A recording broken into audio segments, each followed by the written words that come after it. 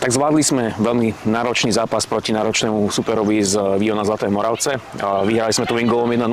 Aké sú to pocity, keď skoruješ a vďaka tomu gólu sú 3 body doma? Tak, veľmi dobrý pocit je to.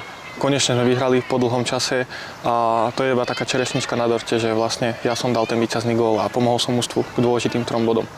Na jar si už dal 5 gólov v drese Meška Púchov, tak sa ti to trošku rozstrelalo, za čo sme všetci radi, tak určite aj z tvojej strany dobrá pozitívna nálada v tomto, že sa ti to konečne začalo aj padať do tej bránky. Tak určite som rád, že som sa mohol vrátiť do Púchova, že mi to začalo zase sypať a som rád, že pomáham mužstvu gólmi a že začneme konečne vyhrávať. Je to taká možno aj odmena pre trénera, v ktorého máš dôveru, lebo nastupuješ v základe aj s dlhou minutážou, takže aj tá dôvera asi cíti, že to vlastne odozdáš potom naspäť. Tak určite, vlastne tréner Mináš ma trénoval aj v doraste 3 roky a poznám aj jeho, viem, čo odo mňa chce a pasuje mi to, že ako teraz hráme. Beach Pliska na konci ešte nás čakajú 2 dôležité zápasy, ale určite aj vám po tej mentálnej stránke pomohlo to víťazstvo, tak aká nálada v kabine? Tak nálada je lepšia, cítime opäť šancu, že sa vieme zachrániť a do týchto 2 zápasov ideme dať všetko.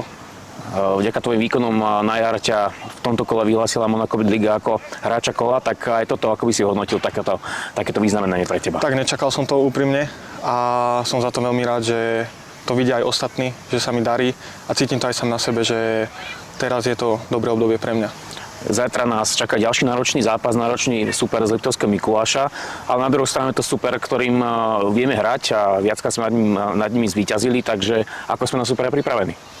Myslím si, že veľmi dobre. Dodalo na to impuls víťazstvo zo soboty nad Zlatými Moravcami a na Liptovský vieme hrať a mne osobne sa tiež proti nim darí.